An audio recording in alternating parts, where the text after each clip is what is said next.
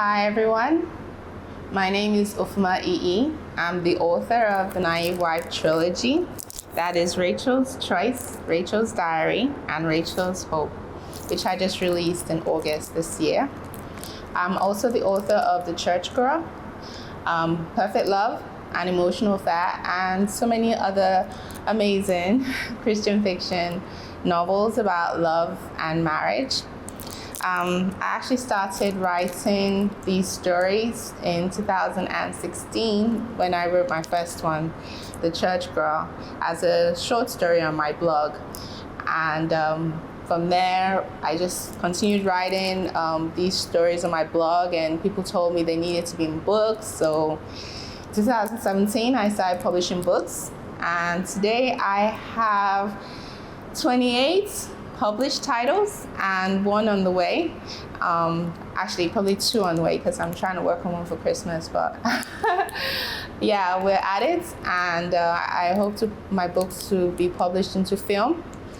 People tell me that all the time, that my stories are so interesting that they should be in film, and I would really love that, to have that kind of partnership.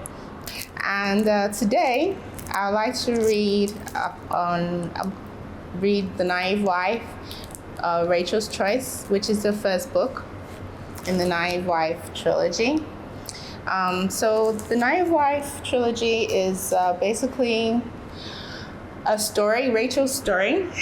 So we have Rachel's Choice, Rachel's Diary, and Rachel's Hope. It talks about how she met the man she married and the challenges she went through in her decision making, and how she eventually settled on her decision, and the challenges she went through in her marriage, and things that she discovered afterwards about her husband, that she didn't do her legwork before. And Rachel's Hope looks at her life in the throes of the marriage. Like, is she going to continue? Is she going to fight it out? What's God going to do about it?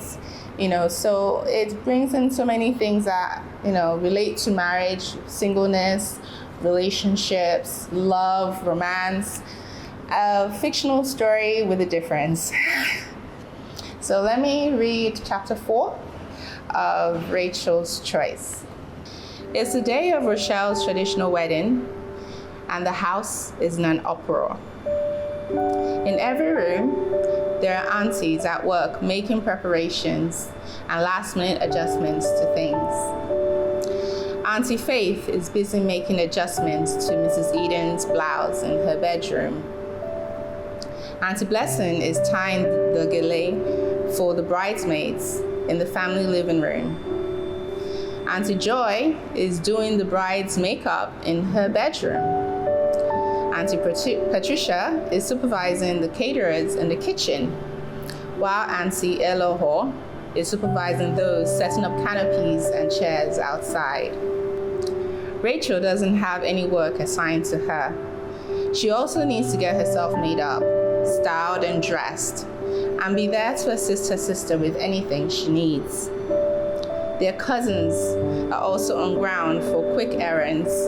The only people who seem to be idle are the privileged sons and older married fathers, who are already dressed and chatting in the guest lounge downstairs, where the TV is blaring in competition with the DJ outside. Come and sit down, let me touch you up. Auntie Joy beckons to Rachel when Rachel stands up to go to the bathroom. I'm okay, Auntie. I beg, sit down. Auntie Joy hisses. You don't know that after Rochelle, all eyes are on you? Isn't it bad enough that she should marry before you, and then you don't even want to look your best? Rachel sits down to avoid more talk on the subject, but it doesn't stop Auntie Joy. When I was your age, I already had 2 children, oh. She continues.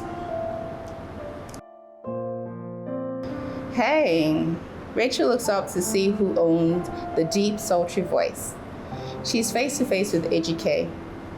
How hadn't she seen him coming? Hey, she smiles back. What a party. Are you enjoying yourself? She shrugs. Yeah, thanks. Are you? Honestly? He asked cheekily. She looks into his eyes. They are deep and seem to swallow her in. Mm-hmm. He leans in and whispers, I am now. She can't help the beam that breaks open her lips into a wide smile and then a giggle. You're funny. Ejike also giggles. I'm glad you think so, if that's a good thing. She shrugs. You don't talk much, he observes. Rachel takes in a deep breath. It was a good conversation. It was a good observation. I reserve my energy for the radio station. I'm not very social in real life, unfortunately. I get. You look good, though. She instinctively looks down at her two-piece native attire, which she'd thought was unflattering. She didn't really like the color, and it was a bit itchy in places, but it sure made her boobs look big, she noticed. She decides to be polite and accept the compliment. Looking into his face, she smiles and says, thanks. Hey, beautiful. The enchantment is broken, and Rachel tears her face away to look at Doug, who just joined them. She'd almost forgotten that they were in a party in a big open room filled with all her family. Her heart rate increases suddenly as she takes in all the noise and commotion of the wedding. Hi, Doug, she mutters breathily. He pulls her in for a hug and then slaps palms with Ejike, whose demeanor has changed. What's up? Doug asks, looking between the pair, his arms still holding Rachel close, though she seems uncomfortable. She eventually releases herself from his embrace and leans back against the wall. Nothing, just chatting, Ejike says. He looks between Rachel and Doug. Sensing that there's something between them, it makes an excuse to leave. He swallows. Let me go and see how Ekene's doing. Talk to you later. Yeah, man, Doug says, smiling gratefully at his friend. Rachel watches after Ejike, wondering when they would have a chance to chat again. For some reason, she liked him. It made her heart smile, which was a very rare occurrence. What was it about him? A penny for your thoughts? Rachel looks up at Doug.